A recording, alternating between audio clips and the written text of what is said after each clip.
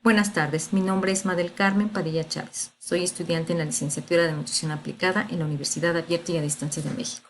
Estoy cursando el cuarto semestre con la asignatura Higiene y Calidad Alimentaria. El tema a tratar son los principios y métodos de conservación de los alimentos. Iniciamos. Introducción. Como bien sabemos, la alimentación es esencial para mantener la vida y la salud de todo ser humano.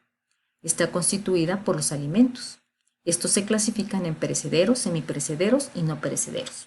Los que más se consumen son los perecederos, razón por la que requieren de condiciones precisas de tratamiento, manipulación y conservación.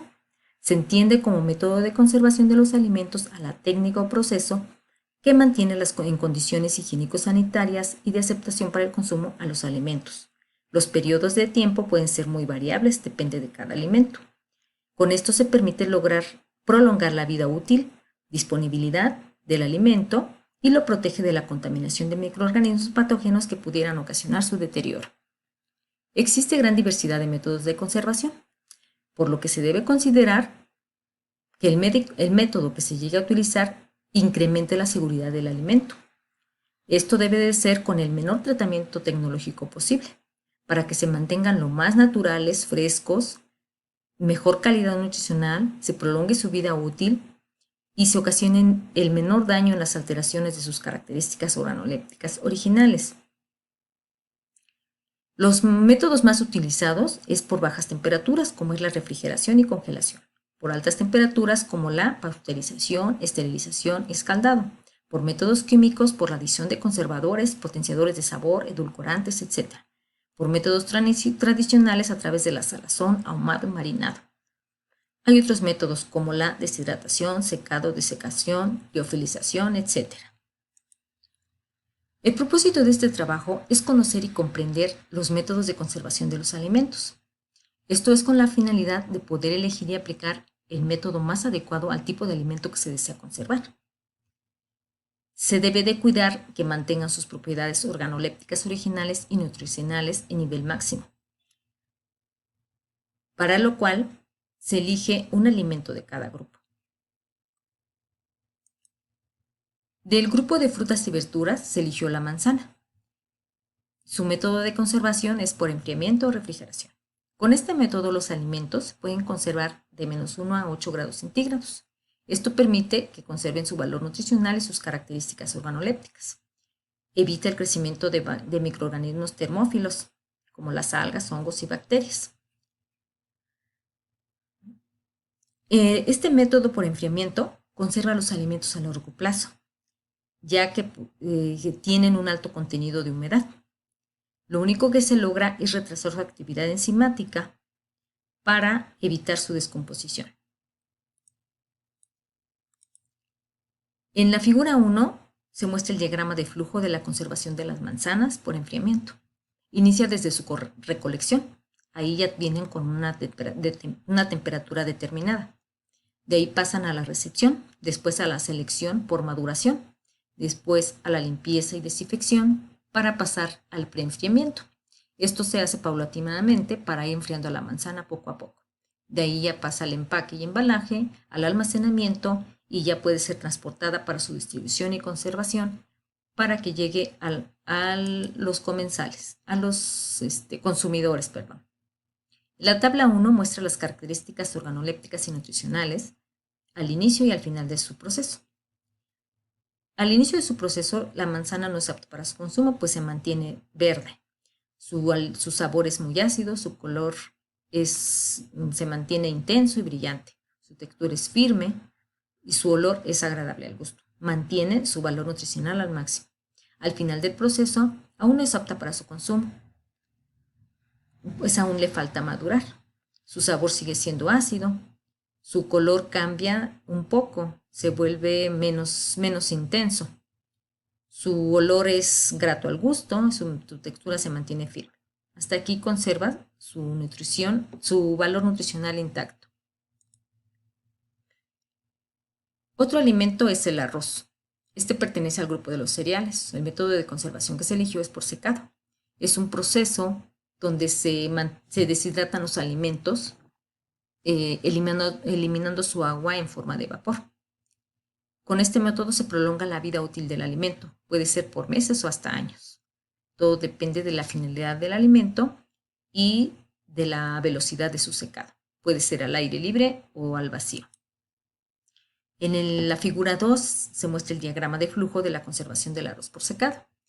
Este inicia desde su cosecha, donde se verifica que su humedad se mantenga entre 16 y 26%, para después pasar a la trilla y separar los granos de la planta, de ahí pasar al proceso de secado, como ya se mencionó, puede ser al aire libre o al vacío. Se debe mantener una humedad del 14%. De ahí pasa a la limpieza por descascarillado y pulido, para posteriormente pasar a las tolvas de almacenaje. De ahí ya pasa al empaquetado para conservarlo en bolsas. Ya se puede almacenar, transportar y distribuir para llegar al consumidor. La tabla 2 muestra las características organolépticas y nutricionales al inicio y al final del proceso de conservación del arroz. En su inicio, la textura del arroz se muestra firme, húmeda, un poco blanda, es fresca y se encuentra dentro de su cascarilla. El grano es blanco, no es apto para su consumo, pues está crudo, pero su olor y sabor característico es agradable. Conserva su valor nutricional al máximo. Al final de su proceso, su textura ya es seca y firme, con residuos de su propio contenido de almidón. Su olor es característico, es agradable, pero no es apto para su consumo. Por su dureza. Cuando pasa por el proceso de descascarillado, se llegan a romper o a estrellar algunos granos. Estos los seleccionan y los mandan a la molienda para preparar harina. Aquí mantiene su valor nutricional intacta. Otro alimento es la leche. Este pertenece al grupo de los lácteos. Su método de conservación es por pasteurización. Este es un tratamiento térmico. Reduce, inactiva o elimina microorganismos patógenos. Con este método no llega a la esterilización, pero sí llega a destruir esporas y células de microorganismos termófilos, es decir, los que son sensibles a altas temperaturas. Con este método no se causa alteraciones físicas o químicas de importancia al alimento, solo es un proceso de conservación y de calidad higiénica. En la figura 3 se muestra el diagrama de flujo de la leche en el proceso de conservación por pasteurización. Inicia desde la crianza, genética y métodos de explotación de las vacas productoras de leche. Las seleccionan y las pasan al área de producción para ir a realizar la ordeña mecánica, para posteriormente hacer la recolección en tanques de acero a una temperatura de 4 y 6 grados centígrados. De ahí pasa a la recepción de leche de la industria. Antes de recibirla le hacen pruebas de aceptabilidad. Si todo está bien, bombean la leche y la pasan a los clarificadores para realizar la limpieza por centrifugación. Esto es a 4 grados centígrados. Aquí se quitan las partículas que pudiera tener. De ahí se envía al almacenamiento con agitación continua y regulada y se sigue manteniendo a 4 grados centígrados. Esto se hace para evitar que la grasa de la leche, suelte su propia grasa.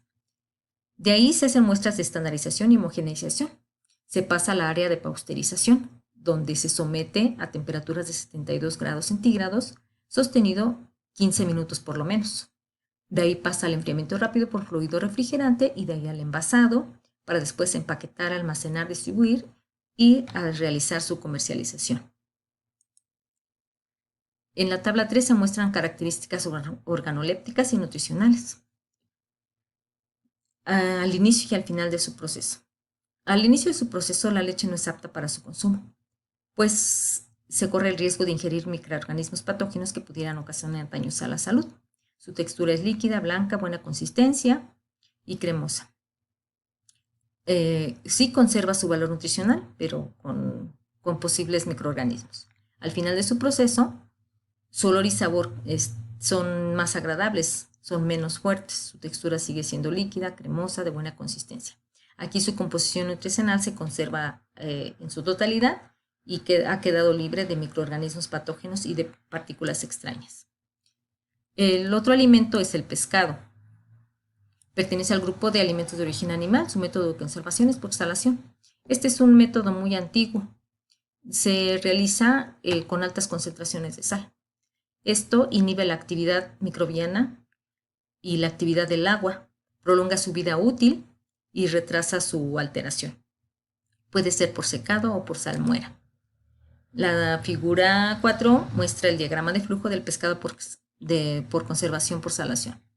Se obtiene el pescado fresco recién de la pesca. Se pasa a la recepción, se seleccionan las piezas más grandes, se pasa a la limpieza de descamación con cepillo y agua fría, de ahí al eviscerado para extraer vísceras y branquias, de ahí se pasa al fileteado, se cortan los filetes desde la cabeza hasta el final de la cola y quedando las espinas en un lado del filete.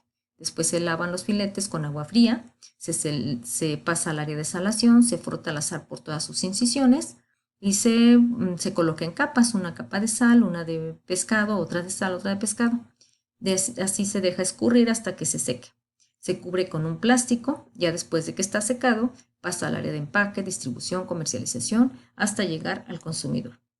La tabla 4 muestra sus características organolépticas y nutricionales al inicio y al final del proceso.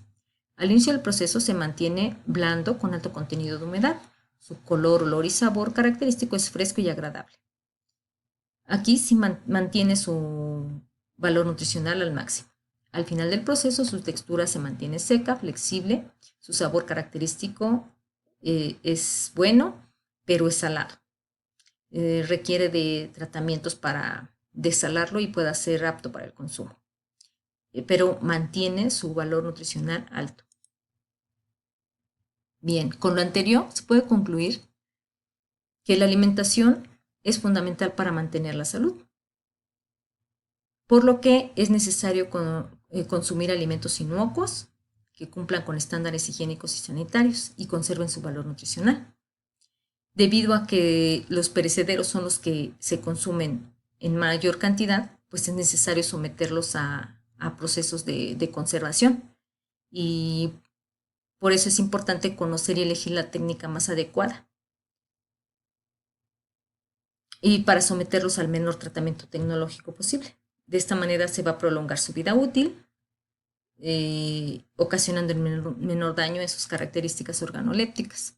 Por lo que es necesario considerar, antes de elegir cualquier método, qué factores podrían facilitar o dificultar su proceso, ya que la duración y vida útil del alimento va a depender de su contenido de agua, de su composición química, de la cantidad de microorganismos que contenga al inicio de su proceso y obviamente del destino final al que sea determinado el alimento. También es esencial tener conocimiento de las reacciones complejas que ocurren en los alimentos durante su proceso, ya que si los factores de conservación no son los adecuados, se podría alterar la alteración de la descomposición del alimento y por ende se acorta su vida útil. Pues esto es todo. Muchas gracias por su atención.